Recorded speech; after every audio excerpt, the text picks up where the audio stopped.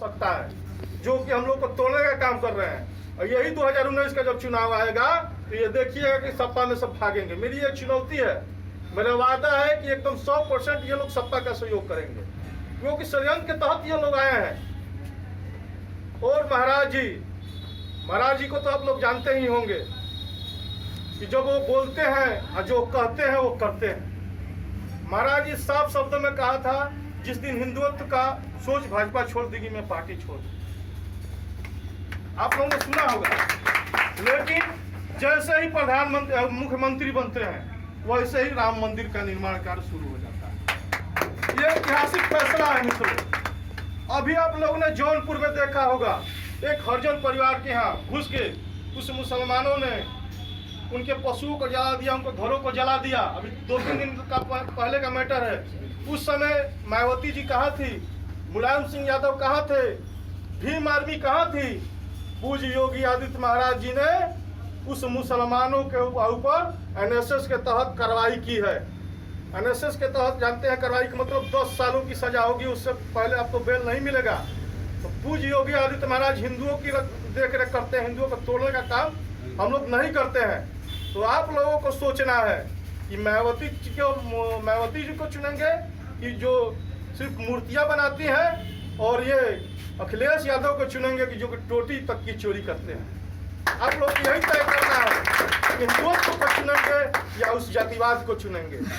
योगी जी को चुनेंगे तो हिंदुत्व की एकता आएगी। हिंदुत्व सभी जातियां, जैसे हिंदू ठाकुर हुए, ब्राह्मण हुए, वैश्य हुए, शूद्र हुए, हरिजन हुए, सभी को एकमत करता है हम लोगों को। एकमत होगा एक बार 2019 में।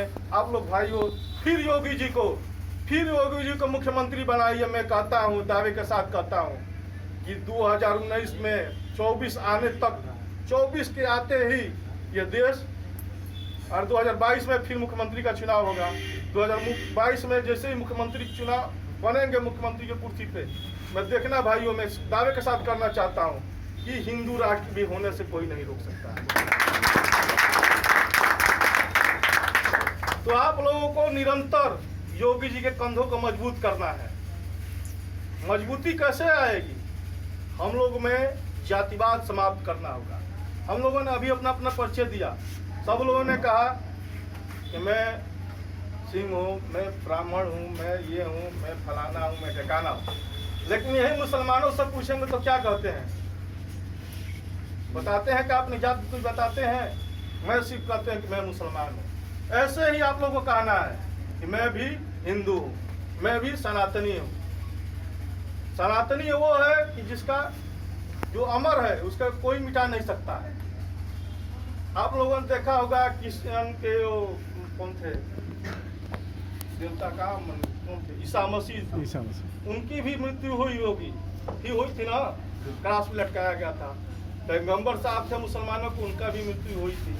आपने कभी देखा है कि राम जी ने धरती पर जन्म लिया, चाहे कृष्ण जी ने धरती पर लिया, उन्होंने अवतार लिया और फिर अवतार ही रहे। इसी तरह हम लोग हिंदू हैं, नहीं मिटने वाले हैं। जैसे सूर्य की किरण हरदम प्रकाश देती है, भगवा देती है, इसको मिटाना असंभव नहीं है, असंभव है। कितने आए कितने गए, उस हिंदुओं को मिटाने के लिए खुद मिट गए। हम लोग को छोटे से ही सिखाया गया है, जो जीता वही सिकंदर। हम लोग भी रखते आए हैं कि जो जीता सिकंदर। क्या ये सच्चाई है? जो सिकंदर आके हिंदुस्तान में हार जाता है उसको हम लोग कहते हैं, जो हिंदुस्तान में जाके सिकंदर हार गया, उस चंद्रगुप्त को हम लोग सिखाए, अपने बच्चों को सिखाए कि जो सिकंदर हार गया, वैसे चंद्रगुप्त का यह देश है जिसका नाम हिंदुस्तान है, जिसका देश नाम भारत है। ये लोग शिक्षा हम लोग की देनी है आगे। अभी आप लोगों से पूछ दिया जाएगा कि भारत के पहले प्रधानमंत्री कौन थे? आप लोग हाथ उठाइए, कौन थे बताइए? पंडित जवाहरलाल। पहले रक्षा मंत्री सरदार वल्लभ भाई। लेकिन आपको मैं बताना चाहता हूँ, स्पष्ट करना चाहता हूँ कि सबसे पहले प्रधानमंत्री आजाद हिंद फौज के सुभाष चंद्र बोस थे। उनकी आजाद हिंद एक सरकार थी। पहले प्रधानमंत्री ही नहीं, पहले विदेश मंत्री, पहले रक्षा मंत्री भी। लेकिन इस कांग्रेस वालों ने इसको छुपा दिया, षड्यंत्र के तहत इसको छुपा दिया। इसको हम लोग को खोलने की जरूरत है। अभी प्रधानमंत्री जी का बयान आप लोग सुना होगा, अभी ये आज़ाद हिंद फौज का एक स्थापना दिवस भी मनाएंगे और कुछ दिन बाद ये उसको आजाद पहले प्रधानमंत्री भी घोषित किए जाएंगे, ये सुभाष चंद्र बोस। तो हम लोग को यही सिखाया गया है कि बाबर महान था, अकबर महान था, औरंगजेब जैसे हत्यारों को यहाँ महान बनाया गया। उनको जाके हम लोग माथा टेकते हैं, उन लोग के मज़ारों पे जाके कैसी अनलगढ़ बातें हम लोग करते हैं। हमारे देवी देवताओं में क्या ताकत नहीं है कि जाके हम लोग मज़ारों पे उसके हरामजादों कुत्तों के ऊपर हम लोग जाके माथा टेके?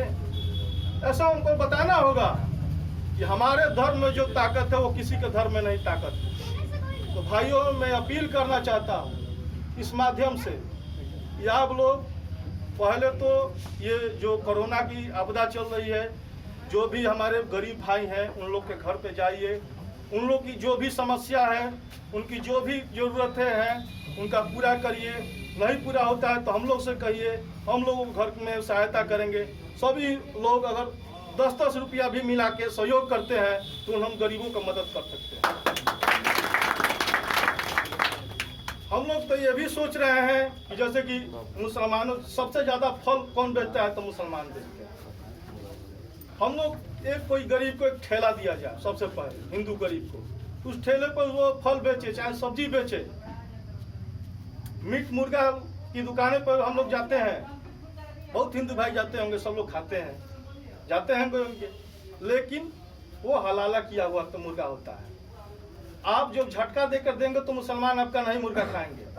तो ऐसे भी हम लोग दुकानों की जो हिंदू करते हैं वैसे भी दुकानें हम लोग को लगाना चाहिए कि हम लोग ज़्यादा से ज़्यादा हिंदुओं की दुकानें पर जाएं, चाहे दर्जी हो चाहे कहीं भी कुछ हो, हम लोग हिंदुओं की दुकानें पर जाने का प्रयोग करें, जिससे कि हम लोग की ताकत बढ़ेगी। अभी देखे हैं कि देश में खलबलाहट मची हुई है, देश में खतरा हुआ है। क्यों खतरा हुआ है? मुसलमानों के गांव में एकदम फटी हुई है योगी जी और मोदी जी के कारण। वो जानते हैं कि 2020 और 22 ही काटना उनका मुश्किल है। 2024 में अगर योगी जी प्रधानमंत्री बन जाते हैं तो हमारा क्या हाल होगा? जय श्री राम, जय श्री राम, जय श्री राम, जय श्री राम। इनको यो सोच के घबराहट हो रही है कि जो हम लोग काटते आए हैं उसको हम लोग फिर से जोड़ना पड़ेगा। नीचे जो काटे हैं उसको जोड़ेंगे वो लोग, डर के मारे वो लोग डरेंगे वो लोग, क्योंकि वो सब हिंदू ही थे। उनके इतिहास देखिए, जितने भी मुसलमान यहाँ हिंदुस्तान में हैं सभी हिंदू हैं, लेकिन तलवारों के दम पे उन्होंने अपना धर्म परिवर्तन कर दिया। कौन मौलवी कौन मौलाना बोलता है इसकी चिंता आप लोग मत करिए कि बकरी की अम्मा कब तक खैर मनाएगी, क्योंकि कुछ दिन बाद उन लोग को शरणागत होना है, हिंदू धर्म अपनाना, ये एकदम 2024 तक है, कन्फर्म है। लेकिन आप लोग योगी जी को 2022 में फिर मुख्यमंत्री बनाना होगा, क्योंकि ऐसा मुख्यमंत्री आपको देश में नहीं मिलेगा। आपने देखा होगा कि मुंबई में, दिल्ली में कोरोना की क्या हाल है। सभी लोग कहते थे अरे उत्तर प्रदेश में आ जाएगा तो बड़ा बेहाल हो जाएगा, उत्तर प्रदेश में तो हॉस्पिटल की कमी है। लेकिन योगी जी ने पूरे बलिया पूरा प्रदेश में हर जगह पर कोरोना टेस्ट हो रहा है और सबसे जो कम मरीज उत्तर प्रदेश में भी है, सबसे ज्यादा जनसंख्या वाला देश। यहाँ तक कि पाकिस्तान भी योगी जी को अपना बाप मानने लगा है। वो भी कह रहा है उत्तर प्रदेश में तो 1000 ही केस है, हमारे यहाँ तो 60,000। योगी जी से सीखना चाहिए। तो ये है हम लोग की देन, ये है योगी जी की पहचान। योगी जी की एक पहचान है, आप लोगों ने देखा होगा, जो मुसलमान सत्ता के सरकार में हिंदुओं पर अत्याचार करते थे, आज उन लोगों की क्या हासिल हो रहा है। एक ईटा चला रहे हैं तो उनकी सारी संपत्तियां जब्त हो रही है और साथ साथ में जेल भी जा रहे हैं। तो कैसा आपको मुख्यमंत्री चाहिए? अखिलेश यादव जैसा या मायावती जैसा, योगी आदित्यनाथ महाराज जी जैसा सोचना आपको है। और अभी हम लोग चाइना का पुतला दहन करेंगे। पुतला इसलिए उसको दहन किया जाएगा कि वो हमारे बॉर्डर पे आके हमसे ही, हमारे सैनिकों से दुर्व्यवहार कर रहा है, लेकिन हमारे सैनिक उससे मुंहतोड़ जवाब दे रहे हैं। लेकिन हम लोग का से भी जैसे हमारे सैनिक लड़ रहे हैं, ऐसे ही हम लोग अपने देश में उनके सामानों का बहिष्कार करते हैं। कोई भी चाइना का सामान हम लोग ना खरीदें, ज़्यादा से ज़्यादा हम लोग देसी सामानों का प्रयोग करें। हम जानते हैं कि मुश्किल है, मोबाइल ऐसा कुछ चीजें हैं कि जो कि अभी हम लोग के देश में उतनी नहीं है, लेकिन आने वाले